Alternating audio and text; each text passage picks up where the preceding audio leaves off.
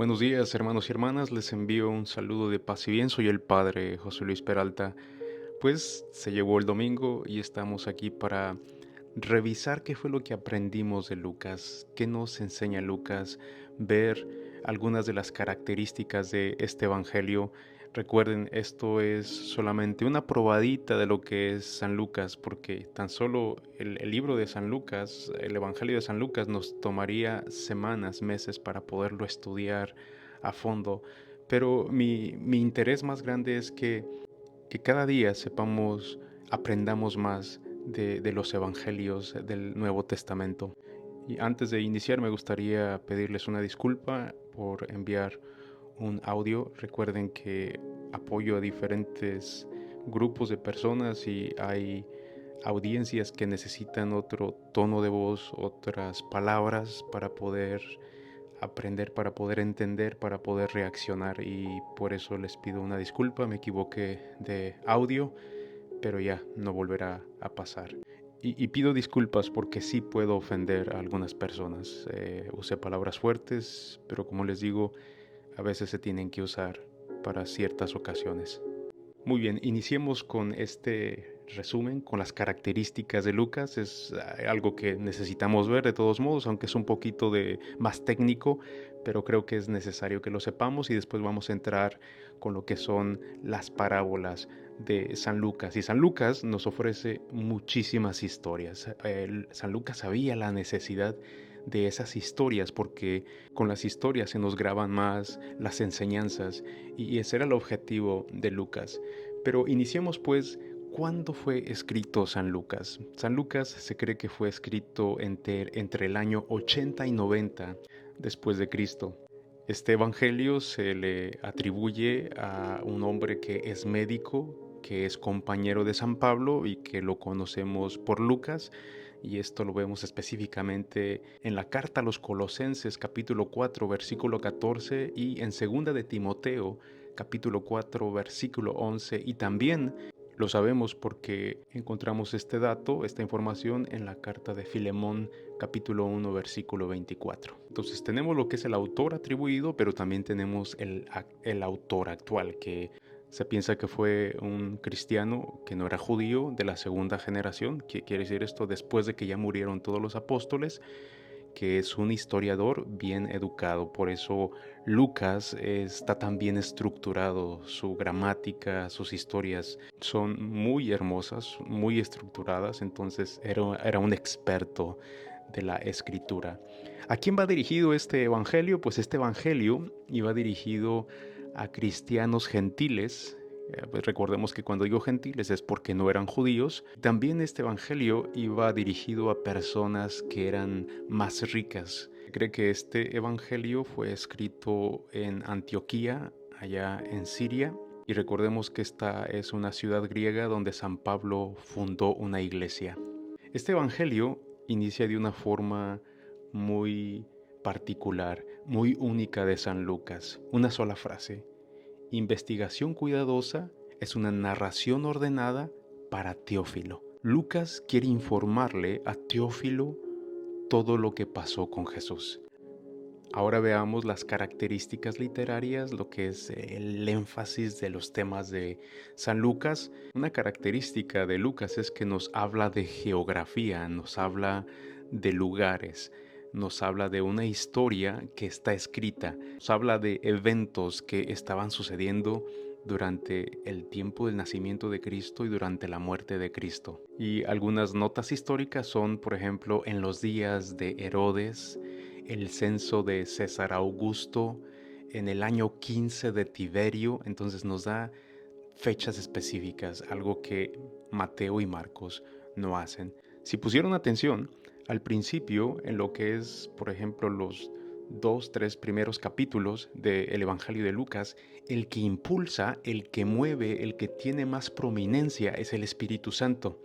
Entonces el Espíritu Santo está impulsando todas las acciones a lo largo del Evangelio, pero especialmente al principio. Por ejemplo, impulsa a Zacarías. Habla de lo que es el nacimiento de Juan el Bautista.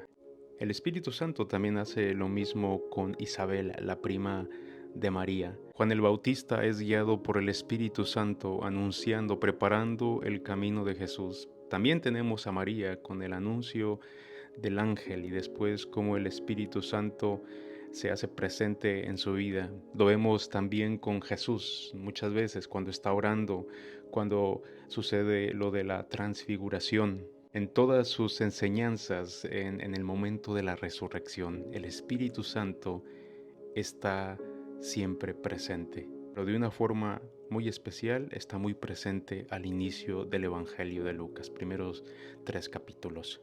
Lucas, recuerden, le da una importancia muy grande a lo que es la oración, la alabanza, la acción de gracias, la alegría. ¿Recuerdan cuando envió a los 72 misioneros, a los 72 discípulos y regresan y Jesús nos comparte esa alegría y hace una oración de acción de gracias? Pero es cuando vemos a Jesús más alegre, más contento, porque sabe bien que Dios está actuando, que el Espíritu Santo está actuando en estos hombres para construir el reino de Dios.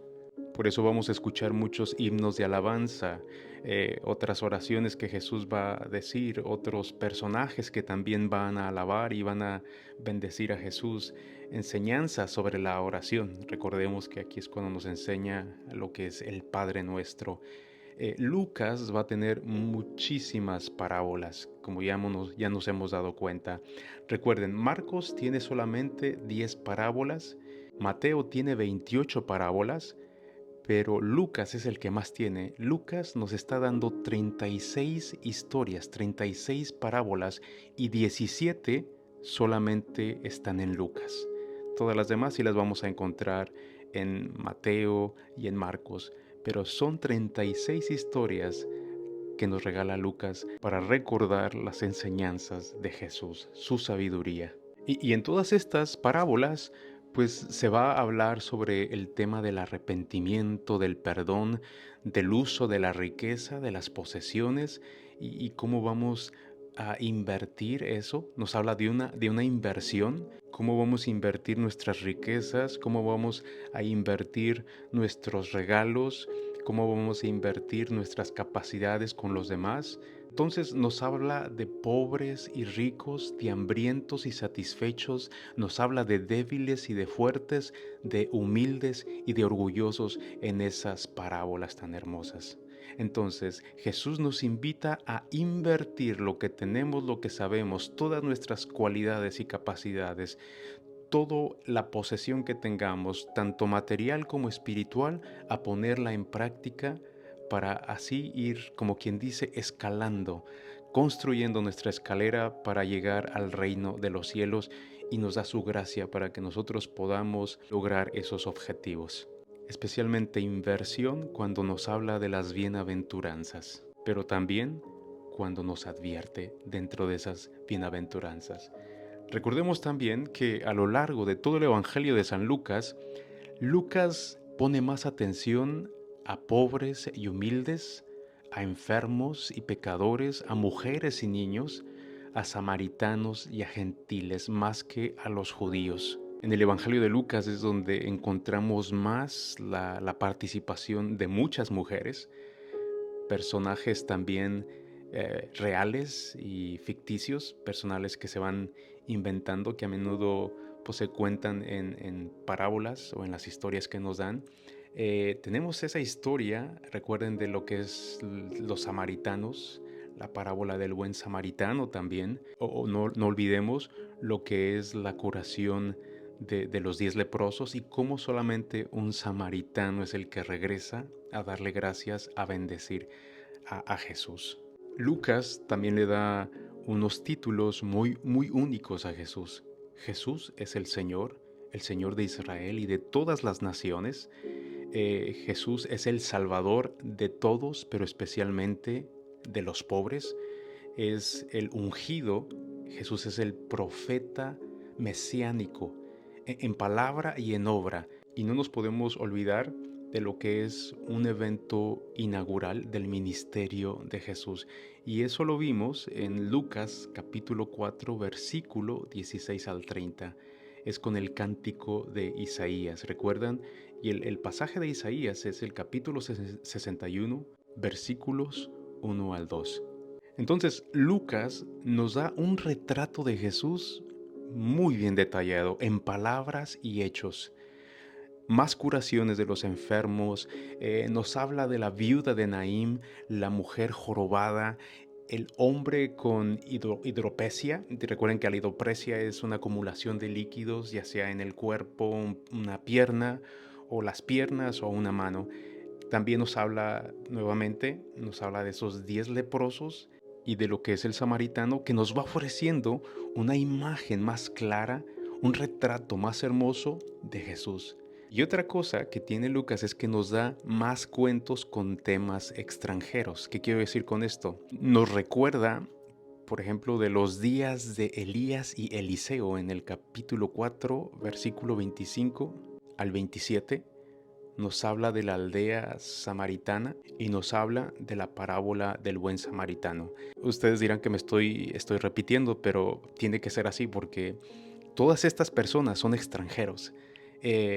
Lucas nos da otro panorama a lo que ha venido Jesús, que no solamente vino para los judíos, el pueblo escogido, pero que Jesús viene para todas las naciones. Recordemos que Samaria estaba fuera de lo que era el territorio de los judíos. Los samaritanos eran vistos como impuros y pues se odiaban los unos a los otros, pero Lucas trató de cambiar esa historia. Ahora vayamos a lo que es la estructura de este evangelio. Esta estructura tiene 3 grandes bloques, a lo que técnicamente se le llama el prefacio literario y lo que es la narración de la infancia de Jesús. Y eso, recuerden, lo vimos del capítulo 1 al capítulo 2. Todo ese capítulo nos habla solamente de la infancia de Jesús. Es el que nos da más información acerca de la infancia de Jesús. Es en estos 2 capítulos que vemos la influencia del Espíritu Santo más fuerte, que está en todo el Evangelio, pero en estos 2 capítulos el Espíritu Santo impulsa, está trabajando, están cumpliendo las profecías. Se le anuncia el nacimiento de Juan el Bautista a Zacarías y a Isabel. Recordemos que esta era una pareja muy anciana. Zacarías era el sacerdote del templo, pero Dios tenía una misión para Zacarías y Isabel. Después viene el anuncio del nacimiento de Jesús. El ángel Gabriel va y visita a María y María sin miedo le dice que sí. Y le dice esta frase: yo soy la esclava del Señor, que se cumpla en mí tu palabra. Y el ángel la dejó. Enseguida, Lucas nos narra que María va a visitar a su prima Isabel porque se da cuenta que ya va a nacer Juan el Bautista. Y Lucas nos regala este hermoso cántico de María, cuando dice: mi alma canta la grandeza del Señor, mi espíritu festeja a Dios mi Salvador. Son palabras hermosísimas que los invito a que leamos nuevamente. Esto lo encontramos en Lucas capítulo 1, versículo 46. Y por fin tenemos el nacimiento de Juan el Bautista y Zacarías nos regala otro cántico hermosísimo que a la fecha seguimos usando, especialmente en la liturgia de las horas. Bendito el Señor Dios de Israel, porque se ha ocupado de rescatar a su pueblo, nos ha dado un poderoso Salvador en la casa de David su siervo. Juan el Bautista se prepara, se va al desierto para preparar el camino de Jesús. Después, en el capítulo 2 de Lucas tenemos el nacimiento de Jesús. Nos da un dato histórico que nos habla del censo del emperador Augusto, que ordena que todos se empadronen. Empieza a contar lo que es la población. ¿Por qué? Porque todo emperador quería saber cuántas personas había en su imperio para así saber cuánto iban a sacar en lo que eran los impuestos. Por eso se hizo ese censo.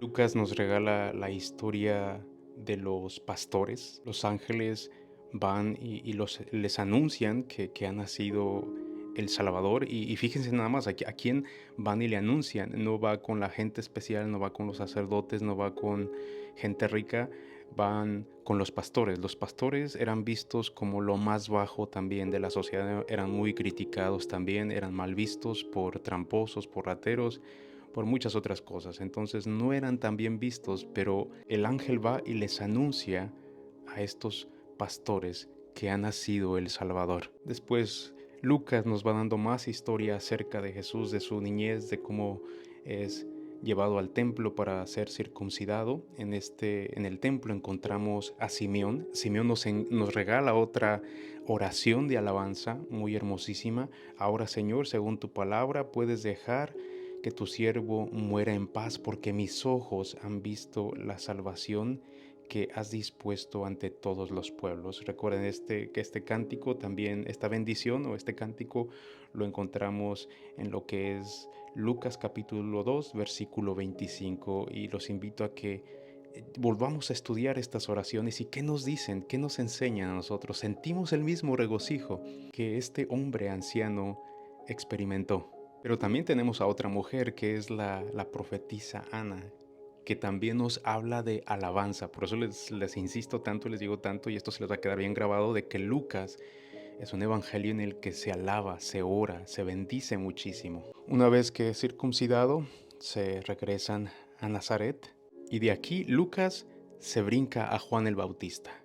Ya han pasado años. Aquí es donde nos da otra fecha, otro dato histórico, y esto es en el capítulo 3. Recuerden, del capítulo 3 al capítulo 4 son los eventos preparatorios. Jesús se está preparando para lo que es su ministerio. Y en el capítulo 3, versículo 1, empieza así: el año 15 del reinado del emperador Tiberio, siendo gobernador de Judea Poncio Pilato, tetrarca de Galilea Herodes, su hermano Felipe, tetrarca de Iturea y Traconítida, y Lisanio, tetrarca de Abeline, bajo el sumo sacerdocio de Anás y Caifás, la palabra del Señor se dirigió a Juan, hijo de Zacarías, en el desierto. Y es aquí en el capítulo 3, versículo 3, donde escuchamos esa voz de Zacarías. Una voz grita en el desierto: preparen el camino del Señor, enderecen sus senderos. Las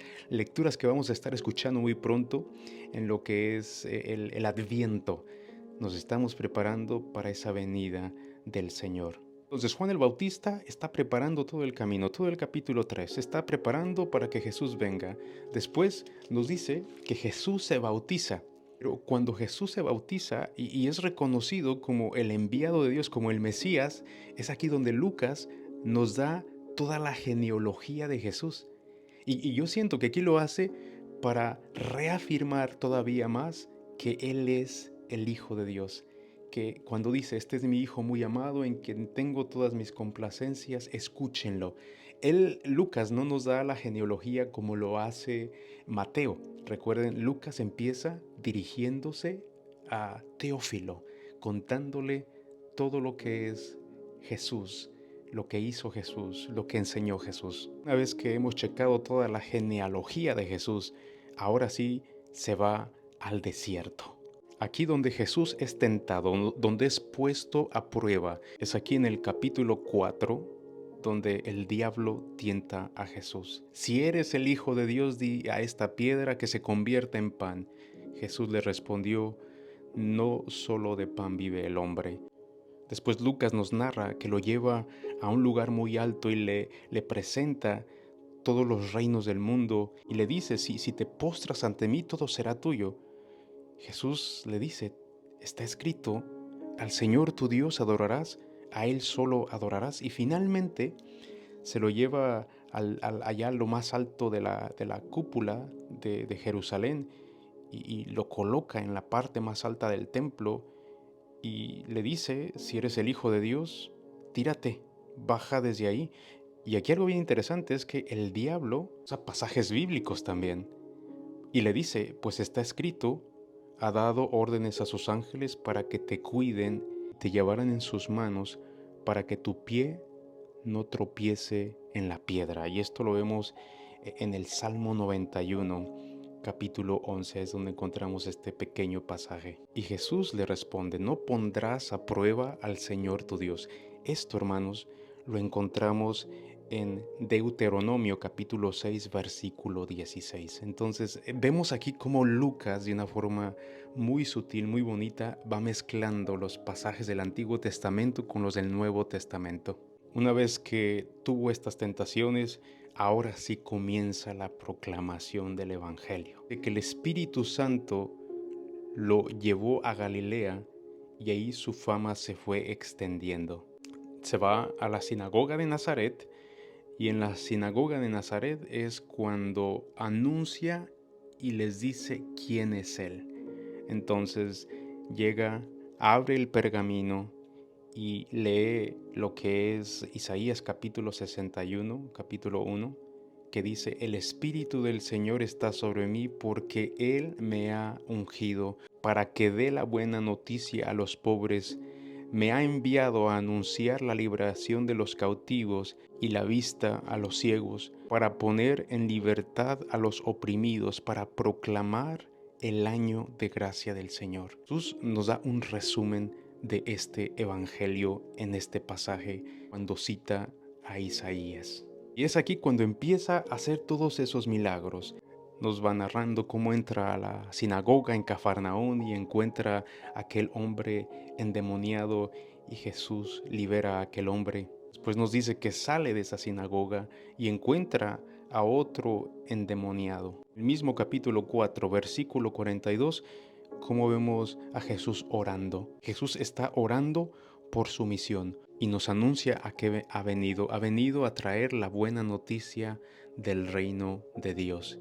Y así se va predicando en todas las sinagogas de Judea. Durante este periodo empieza a llamar a sus primeros discípulos. Cuando llega ahí al lago de Genezaret y que andaban pescando, uno de ellos, recordemos que era Simón Pedro, hizo aquella pesca milagrosa y le dice que ahora lo sigan.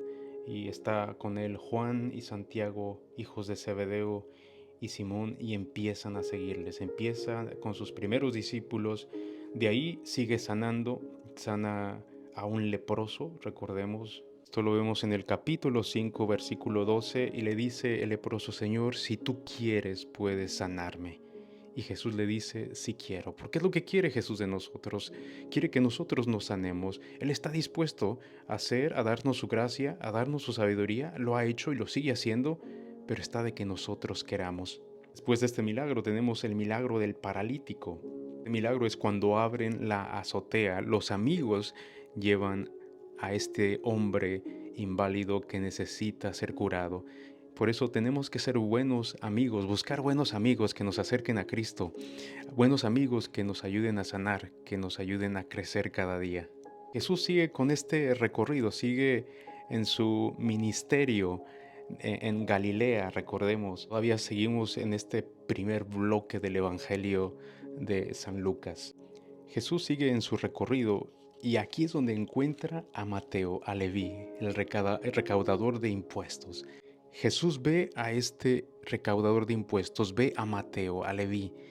Esa mirada cautiva a Mateo. Fue tanto que él ya no pudo ir para atrás. Dejó absolutamente todo lo que le afectaba, toda aquella vida que avergonzaba a su familia, que estaba haciendo en contra de lo que era el pueblo judío. Pero recordemos que también Mateo era un hombre lastimado, un hombre que quizá pudo haber sufrido mucho en su niñez, que pasó carencias y que ahora que crecía, él quería tener las cosas materiales, pero se da cuenta que no lo es todo porque seguía sintiendo un hueco y Jesús le dice: aquí tengo algo que yo te puedo ofrecer y que nadie te va a ofrecer en esta vida. Y Mateo lo sigue. Mientras tanto, en el capítulo 5, Jesús nos habla del ayuno, de la importancia del ayuno, ya sea de comida o del ayuno de acciones, de comportamientos que no nos ayudan a crecer, que no nos llevan a ningún lado. Todo esto lo seguimos viendo en el capítulo 5. En el capítulo 6, Jesús nos habla de lo que es el sábado. Los fariseos parece que lo andan siguiendo por donde quiera. Recuerden que van por el camino y comen de las espigas. que estaban al lado del camino. Y aquí Jesús les recuerda de lo que David hizo. Y por último les dice que el Hijo del Hombre es el Señor del sábado. Y por eso Jesús siempre hacía el bien el sábado. Sigue curando, sigue ayudando, sigue echando demonios, porque a eso ha venido. También en el capítulo 6 nos damos cuenta que Jesús elige a sus 12 apóstoles. Después de haber elegido a sus apóstoles, nos da ese sermón del llano o sermón del monte, en el que nos habla de los dichosos y los desdichados. Esto lo encontramos en el capítulo 6, versículo 20. Toda una enseñanza que nos da Jesús. Esto describe a Jesús y nos enseña la fórmula para ser santos. Después sigue este discurso del sermón del monte y nos habla de amar a los enemigos, nos habla de aprender de él, porque un ciego no puede guiar a otro ciego y por lo tanto tenemos que ir a él, que es la luz y que quiere enseñarnos, y no está imponiendo nada, porque Jesús lo deja todo libre. Cada uno de nosotros decidimos si queremos abrir los ojos o no, o queremos seguir ciegos con tantos actos y tantos comportamientos en la vida. Después aquí nos regala aquella parábola del árbol y sus frutos. Recuerdan, nos habla de que un árbol sano no puede dar frutos podridos y un árbol podrido no puede dar frutos sanos. Nos invita a que saquemos lo mejor del corazón. Dice, el tesoro está aquí en nuestro corazón y tenemos que buscarlo y tenemos que hacer que brille más ese tesoro, porque recuerda que también de nosotros salen esas cosas malas.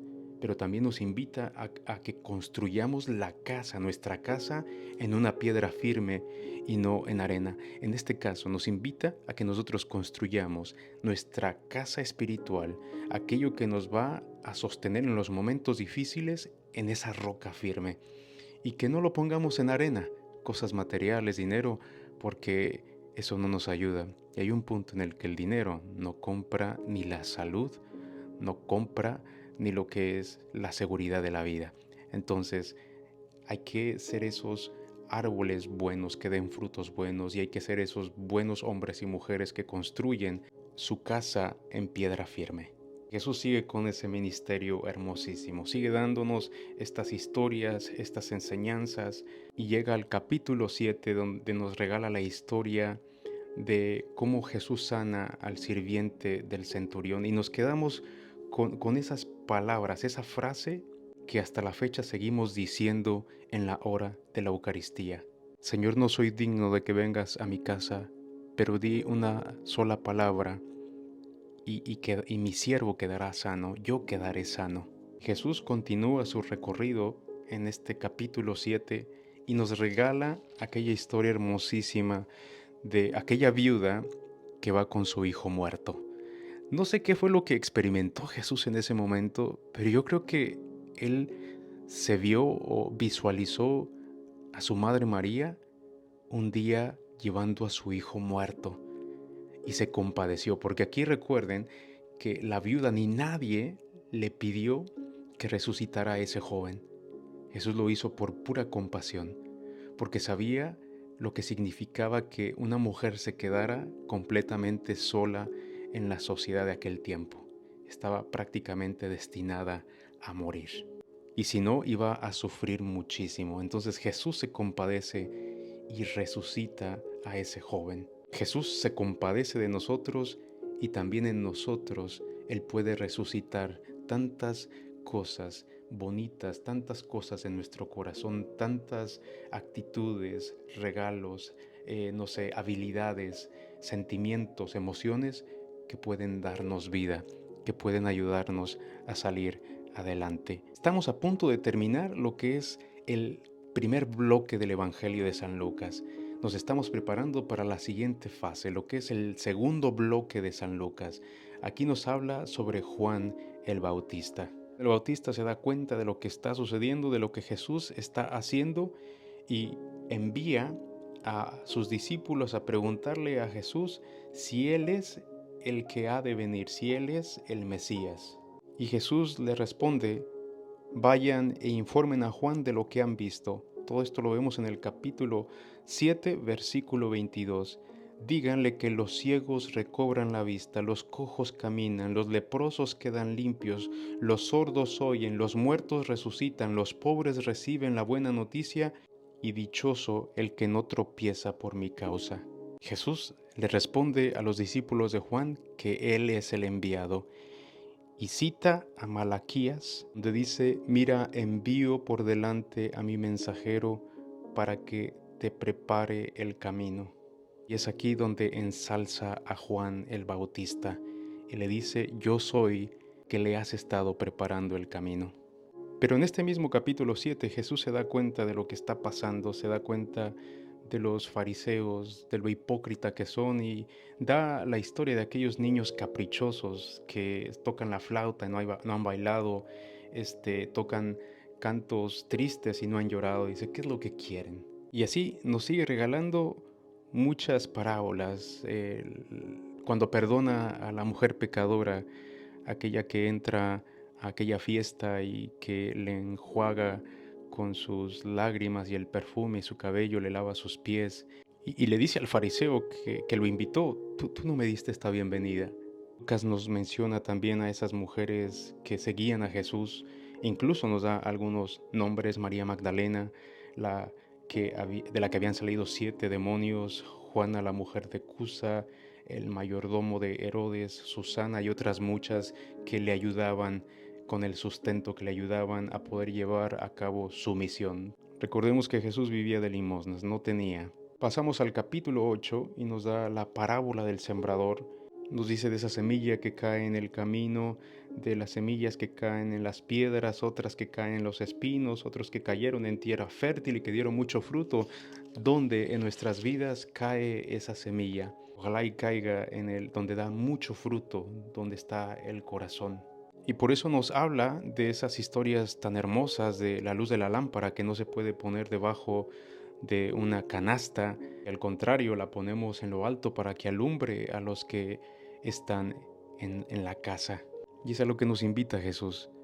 No solamente ser oscuridad con nuestra negatividad, con nuestra histeria, con nuestra forma arrebatada de tratar a los demás, hermanos y hermanas, madres, padres. Sean pacientes con sus hijos, no sean tan arrebatados, porque déjame decirte que si algo lastima son las palabras. Por eso, ten cuidado con tu tono de voz, ten cuidado con tus palabras arrebatadas que hieren el alma y la memoria de tu hijo, de tu hija, de tu esposo, de tu esposa. Estamos llamados a ser luz, alumbrar, no oscuridad. No somos padres ni madres, ni adultos, ni hijos, ni hermanos, ni madres, ni esposos que apagamos a los demás humillándolos, maltratándolos. Ten cuidado con tu lengua y con tu boca, con lo que dices, porque muchas veces se puede convertir en la oscuridad. Que mejor tus palabras sean de luz, sean de sabiduría. Seguimos en este capítulo 8 tan hermoso, donde Jesús calma la tempestad en nuestros corazones y nos acercamos a Él, si confiamos en Él. Es un Jesús que quiere calmar las tormentas de nuestro corazón, porque si no, muchas veces nos podemos sentir como aquel hombre endemoniado de Gerasa. ¿Se acuerdan? Un hombre que estaba escondido, un hombre que estaba encadenado, un hombre que vivía en lo más bajo de aquel entonces, que eran los sepulcros, y nada lo sostenía. Muchas veces vivimos encadenados, vivimos amarrados por tantas emociones, por tantos sentimientos que en verdad nos enferman y enferman a los demás. Jesús quiere día con día ayudarnos a controlar ese enojo, ese arrebato, esa tristeza, esa depresión que nos encadena y que a veces nos hace caer en lo más bajo.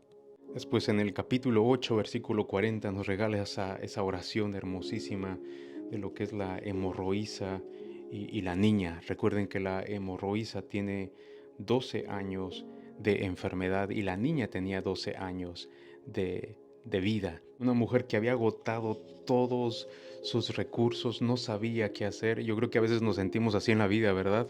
Ya hemos agotado absolutamente todo, no sabemos qué hacer con la familia, con los hijos, con el esposo, en el matrimonio, en el trabajo.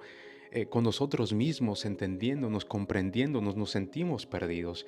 Hay un momento en el que sí tenemos que ir con una fe firme, no una fe convenenciera, una fe con interés, pero una fe firme en el que vamos a acercarnos a Jesús, a tocarle y decirle, Señor, quítame esto, quítame esta hemorragia.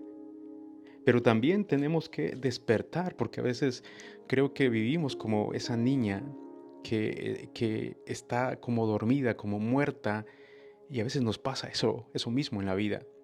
Por eso Jesús, cuando ya cura a la mujer, a la hemorroísa, va y visita a la niña y le dice, no, la niña está dormida, la niña no ha muerto. Todos se burlan de él. Jesús solamente pasa con unos cuantos hermanos y sus padres. Lucas no usa las palabras de hebreo como Jesús en Mateo. Lucas sí le dice, niña, levántate. Y la niña se levanta. Recuerden que en la tradición judía se creía que después de 3 días era cuando el alma, el espíritu, dejaba el cuerpo. Por eso, mientras pasaran esos 3 días, el espíritu andaba por ahí, no se consideraba muerta a esa persona. Bueno, tiene que ver algo relacionado con eso. Jesús lo sabía y por eso cuando Jesús despierta a esa niña le dice, denle algo de comer. Es algo muy significativo para nosotros en nuestras vidas. Jesús nos está diciendo, aquellos que están dormidos, aquellos que están pasando por una crisis, que se sienten como muertos en vida, hay que darles de comer, amor, palabra de Dios, con comprensión, no solamente reclamos, no solamente críticas, no solamente juzgarlos, pero hay que darles de comer tanto espiritualmente, psicológicamente y materialmente, como no. Y así sigue Jesús en este primer bloque. Pasamos lo que es parte del capítulo 9. Manda a su misión a los apóstoles. Nos damos cuenta del interés de Herodes porque sabemos que ya ha matado a Juan el Bautista, pero ahora escucha que Jesús anda haciendo milagros. Herodes quiere conocerlo porque está confundido, no sabe si es Juan y se sigue preguntando quién es Jesús. Después nos da lo que es la multiplicación de los panes. Y Jesús nuevamente nos dice, denles de comer ustedes. Pero sus apóstoles le contestan, no tenemos más que 5 panes y 2 pescados. Pero Jesús te dice, dame lo que tienes y yo lo usaré para alimentar a otros. No tienes que tener cantidades, no tienes que tener tanta sabiduría. Dame lo que tienes para yo poder alimentar a aquellos que tienen hambre. Este capítulo 9 es cuando encontramos aquella confesión hermosísima de Pedro. ¿Quién dicen que soy yo? Pedro sale ahí. Yo creo que Jesús en ese momento se sentía triste, como si hubiera fracasado, porque le estaba preguntando a sus discípulos quién era él, pero no sabían. Hay un momento en el que su corazón se entristeció, pero sale Pedro y le dice, tú eres el Mesías de Dios. Y les anuncia acerca de su pasión y de su resurrección. Todavía los apóstoles no entienden. Y en el capítulo 9, versículo 23, les habla del discipulado. Les habla del costo de ser discípulos, dar la vida, entregarla. Y es ahí cuando les anuncia de que algunos van a morir como Él, pero otros no sufrirán la misma muerte antes de ver el reino de Dios, que es el evangelista Juan, San Juan. Y aquí es donde oficialmente empezamos el segundo bloque de Jesús, la transfiguración de Jesús. Jesús nos da un adelanto y les da un adelanto a sus apóstoles de que es hombre y de que es Dios, que Él es el enviado. Y nuevamente escuchamos la voz que dice, este es mi Hijo elegido, escúchenlo. En este segundo bloque Jesús va de camino a Jerusalén y en su camino a Jerusalén Jesús sigue haciendo milagros. Cura al niño con epilepsia y en este capítulo 9, versículo 43 nos anuncia por segunda vez lo que le va a pasar, que va a vivir una pasión, pero después va a resucitar. Mientras va en su camino a Jerusalén, Jesús habla de las exigencias de seguirlo en el capítulo 9, versículo 57. Nos habla de cómo un discípulo le dice, te seguiré a donde quiera que vayas, y Jesús les dice, las zorras tienen madriguera y las aves del cielo nidos, pero el Hijo del Hombre no tiene ni dónde recostar la cabeza. Después en el capítulo 10 nos habla de la misión de los 72 discípulos. Los manda a predicar el Evangelio, los manda a llevar la buena nueva. Y después vuelven los discípulos con mucho gusto y le hablan, le cuentan de todo lo que vieron, de todo lo que hicieron en su nombre. No ellos, sino que en su nombre de Jesús podemos hacer muchas cosas. Y es aquí cuando Jesús le da gracias al Padre y hace esa oración tan bonita por sus discípulos. Tenía en ese momento ahí y por los que vendrán generación en generación. Quiere decir, hermanos, que Jesús desde siempre, desde ese momento, ha orado por nosotros y ha dado gracias a Dios por ti y por mí. Después nos da la historia del samaritano, del buen samaritano, una historia tan hermosa que nos mueve y que también tan solo esa parábola nos da tantísimo material para crecer, para ayudar, para hacer el bien con los demás. Enseguida, en el capítulo 10, versículo 38, nos regala la historia de María y de Marta. María que se siente a escuchar, Marta que está trabajando, pero al mismo tiempo Jesús nos dice que tenemos que combinar, como dirían los benedictinos, ora et labora, ora y trabaja. Podemos hacer las cosas al mismo tiempo, las dos cosas.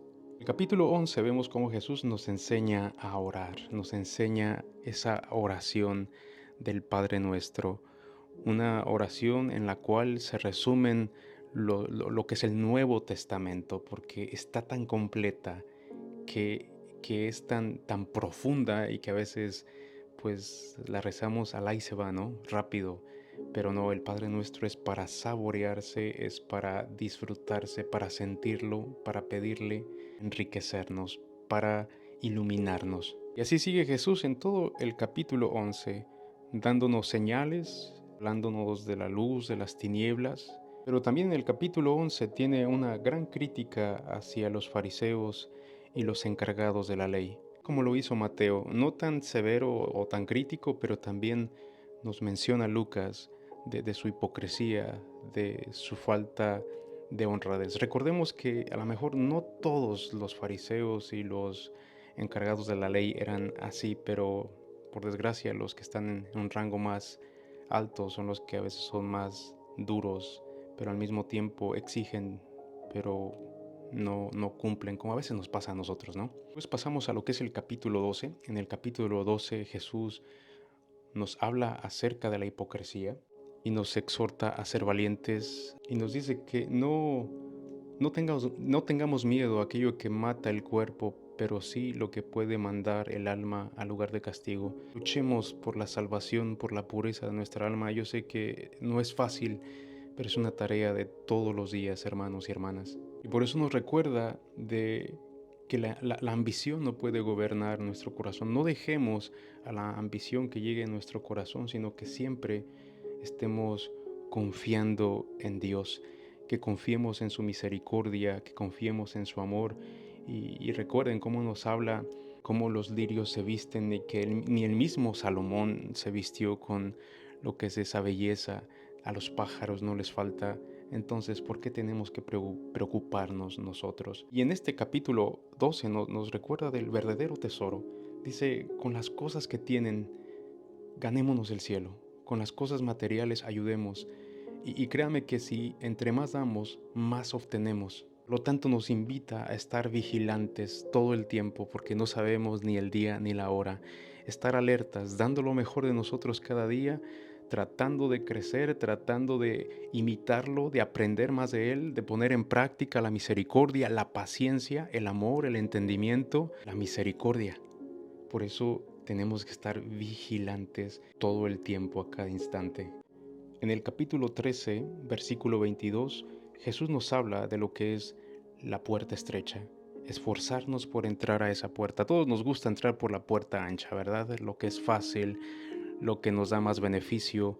A veces la puerta estrecha nos da un poquito más de trabajo porque nos invita a sacrificar cosas que no necesitamos, cosas que pudiéramos compartir con los demás. Nos invita a cambiar nuestra actitud, a cambiar nuestra forma de vivir, nuestra forma de ser, nuestra forma de tratar a los demás.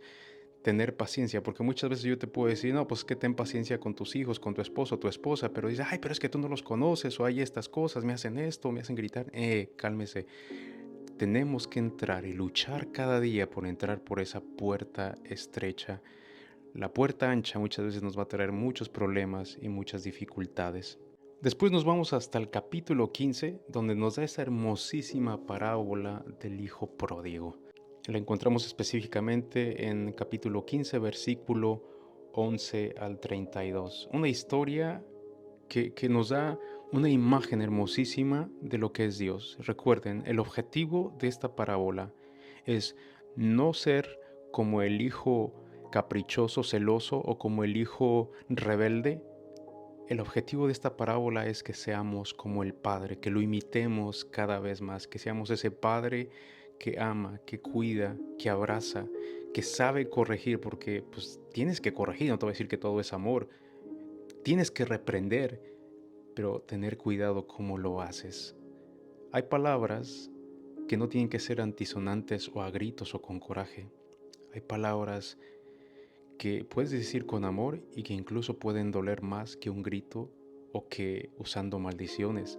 Y lo digo esto específicamente con los padres hacia sus hijos, hacia sus hijas. En este capítulo 16, Jesús pues nos da muchos temas muy importantes porque nos habla del uso del dinero, nos habla del rico y del pobre, nos habla de lo que es Lázaro y el rico. Y recuerden que aquí el rico no pecó porque no lo ayudó o porque no hizo algo por él. El rico pecó porque estaba a la puerta de su casa y lo ignoró. Y muchas veces nos puede pasar eso en la vida. Podemos ignorar a muchas personas que necesitan de nosotros. No te dejes llevar por el resentimiento o el coraje. Hay gente que no podemos ignorar. Hay gente que tenemos que ponerle atención. En el capítulo 17, Jesús nos va hablando de lo que es las instrucciones a los discípulos. ¿Qué es lo que tienen que hacer? ¿Cómo tienen que ir viviendo su discipulado? Les habla del deber del discípulo, que día con día tenemos que aprender de Jesús a cultivar la fe, a crecer día con día en la fe. Y nos recuerda de servirle al Maestro. En el capítulo 18, versículo 1, nos habla de la parábola del juez y de la viuda. ¿Recuerdan de esa anciana que está pidiéndole al juez que le haga justicia? No sabemos en realidad qué era lo que pedía, pero el juez le ayuda no tanto porque tiene misericordia o porque se compadece de ella, sino que ya lo tiene enfadado. Entonces Jesús lo compara, imagínate, si una persona hace algo bien que está ya fastidiada, imagínate lo que Dios puede hacer por nosotros, lo que Dios puede darnos en la vida si le pedimos con aquella fe y con esa insistencia de esta viuda. En el capítulo 18, versículo 18, nos da también la historia del joven rico. Este joven que creía que cumplía con todo, iba a sus reuniones, leía las Sagradas Escrituras, daba el bien, pero todo eso no, todo eso era más fuerte, era más amor por lo material que por Dios. Y cuando Cristo le dice, vende todo lo que tienes, repártelo entre los pobres y ven y sígueme. Imagínate, si a ti te pidiera todo lo que tienes, ¿estarías dispuesto o dispuesta a dárselo? Claro que no va a pasar, ¿verdad? Pero estarías dispuesto, pregúntate nada más, ¿qué tan apegado estamos a lo material? Si ahorita Jesús viniera y te pidiera tu casa, tu carro, que se los dieras a los pobres y que anduvieras en el mundo, se lo pudiéramos dar, pudiéramos hacer eso. Es algo duro, ¿no? Entonces no es tan fácil solamente criticar al joven rico, sino que es una pregunta que tenemos que hacernos.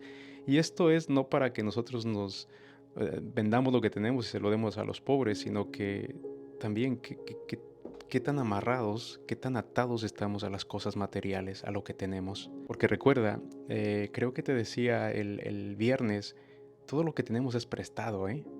Somos administradores de eso, pero cuando nos vayamos, el dueño sigue siendo el dueño, y el dueño de todo esto, de todo lo creado y todo lo que hay, tanto en tecnología, joyas, cosas materiales, casas, va a ser Dios. Después en el capítulo 18, versículo 31, Jesús nos habla o nos menciona por tercera vez que va a morir y que va a resucitar, pero siguen sin entender. Ojalá que nosotros sí estemos entendiendo lo que nos dice Jesús. En el capítulo 19, versículo 1, nos da esa hermosa historia de Jesús y de Zaqueo. Zaqueo sentía una inquietud por ver a Jesús. Había escuchado muchas cosas, al punto en el que él sabía que era bajo de estatura y no lo dejaban ver, pero nada le iba a impedir que se encontrara con Jesús. Zaqueo se sube al árbol y Jesús lo ve. ¿Cuál es el árbol de la vida? ¿En qué árbol en nuestra vida tenemos que subirnos para ver a Jesús, para encontrarnos con Él? Para que nos diga, esta tarde, esta noche, quiero cenar en tu casa, quiero estar contigo. Ojalá que nosotros tengamos ese valor y decirle, Señor, te quiero en mi casa, te quiero en mi hogar, te quiero en mi corazón. A este punto, Jesús se está acercando cada vez más a su momento final. En el capítulo 19, versículo 29, Lucas nos menciona la entrada triunfal en Jerusalén. Jesús ahora está en Jerusalén, ya ha llegado. Sabemos cómo lo recibieron, que lo querían nombrar rey, y también Lucas nos narra de cómo va y limpia el templo. Quizá no nos da tanta descripción como lo hacen otros evangelistas de todo lo que hizo, de cómo volcó las mesas y todo eso. No lo sabemos, solamente nos dice que fue y limpió el templo y le dice, este es un templo, es la casa de mi padre, es un templo de oración. Y nosotros somos ese templo, somos esa casa de oración, somos algo único, que somos parte de esa iglesia viva, somos piedras vivas, acercándonos cada vez más a ese momento final de la pasión de Jesús.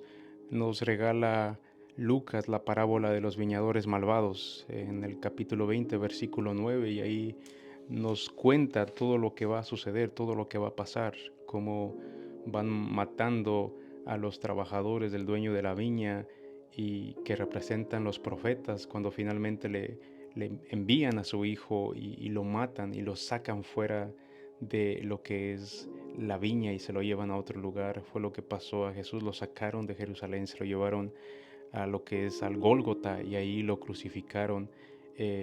Dios nos ha dado todos esos bienes, Dios nos ha dado a cuidar todas esas cosas. Le haremos lo mismo nosotros también, lo sacaremos de nuestras vidas y lo llevaremos fuera y lo crucificaremos. Y en el mismo capítulo 20, versículo 20, nos habla Lucas sobre el tributo del César. Aquí me encanta esto. Recuerden que siempre usamos estas palabras para otro tipo de cosas. No las mal usemos cuando decimos lo que es del César y de Dios lo que es de Dios. Así como que a la política, o lo que es al mundo, y lo que es de Dios, Dios.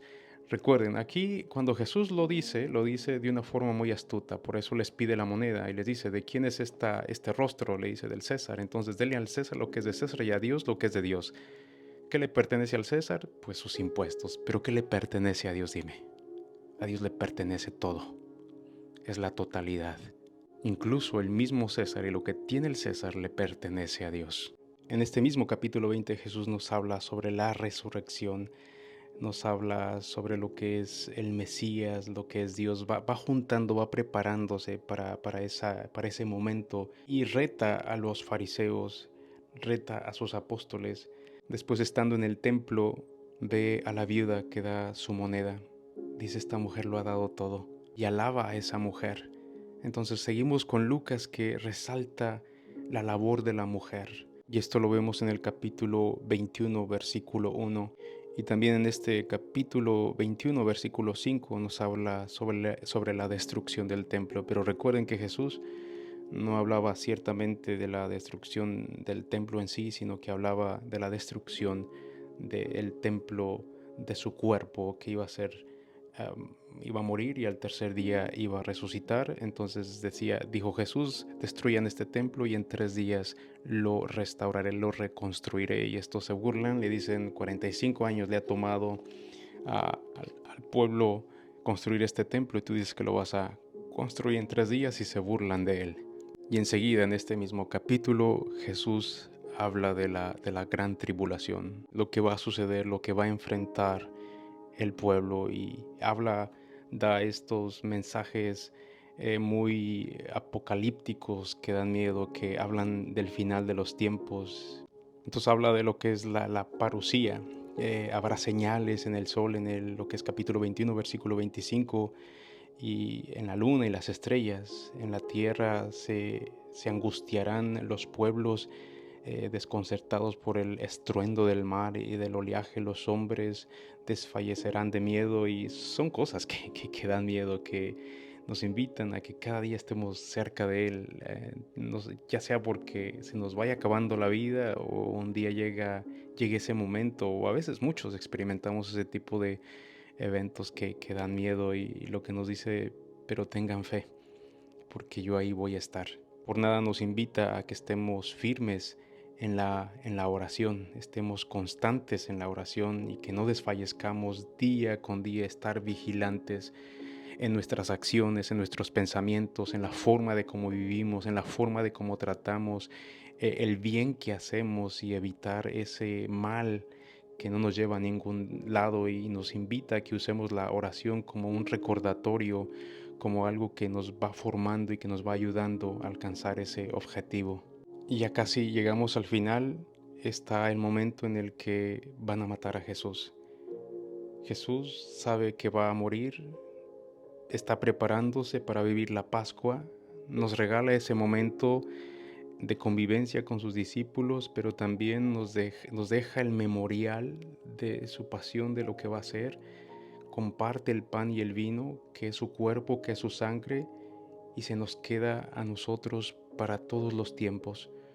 Algo que nos nutre, algo que sacia nuestra sed del espíritu, del corazón, y que nos da sostenimiento en nuestras vidas. Es lo que ha ido sosteniendo a lo largo de los siglos a la iglesia, a tantos hombres y mujeres santos, a tantos hombres y mujeres que han sufrido, y que el día de hoy nosotros somos parte de esa celebración tan hermosa. Y por eso nos advierte de que no seamos ambiciosos, que nos ayudemos. Después en el capítulo 22, versículo 31, nos habla acerca de la negación de Pedro. ¿Cuántas veces lo vamos a negar nosotros? Pero quiero recordarte que no importa cuántas veces niegues a Jesús, Jesús te volverá a preguntar si le amas, si lo quieres, porque Jesús nunca te va a dar la espalda. Y en el mismo capítulo 22, versículo 39, tenemos esa oración del huerto. Jesús se presenta ante su Padre con miedo y le dice que aquí estoy. Y a pesar de que le dice que tiene miedo, dice: voy a hacer tu voluntad, no me voy a echar para atrás. En ese momento es arrestado, se lo llevan, y es aquí donde nos va a dar la prueba más grande de amor. A pesar de que vamos a hacer lo que Pedro hizo, a pesar de que lo negó antes de que el gallo cantara 3 veces, nos puede pasar lo mismo, pero ahí está Jesús para redimirnos. Y así llevaron a Jesús ante el consejo. Después lo llevaron de Pilato a Herodes, de Herodes a Pilato, hasta que finalmente lo condenaron a muerte, a un inocente. Jesús abraza su cruz, carga sobre sus hombros los pecados de todos nosotros, de toda la historia de la humanidad que vive y que vivirá. Jesús sigue cargando esos pecados, sigue dando la vida por nosotros, nos sigue queriendo, nos sigue amando. Jesús entonces muere en la cruz, lo da todo por nosotros, da su último respiro. En el capítulo 23, versículo 50, es sepultado. José de Arimatea es el que se lo lleva para ponerlo en aquel sepulcro que se ve como si fuera signo de derrota, pero en realidad será un signo de victoria, porque Jesús resucitará. Y aquí es donde termina el último bloque, el tercer bloque. Y aquí Lucas nos narra lo que son las apariciones de Jesús y nos regala esa historia del camino de Emaús. nos regala de estos dos hombres que iban tristes, decaídos, y Jesús se encuentra con ellos en el camino. Y le ruegan que se quede con ellos, y nos dice que al partir el pan desapareció. Pero para esto Jesús los escuchó, tuvo paciencia, después los instruyó, después los corrigió y les ayudó a entender lo que era el plan de Dios, lo que Dios les había dicho. Creo que este capítulo, lo que es el capítulo 24, versículo 13 al 35, es una buena clase de cómo escuchar, de cómo guiar a los hijos, especialmente para los padres. Ojalá lo puedan estudiar, lo puedan leer. Capítulo 24, versículos 13 al 35. Y finalmente en el capítulo 24, versículo 36, se le aparece a los discípulos y les vuelve a recordar lo que tenía que pasar.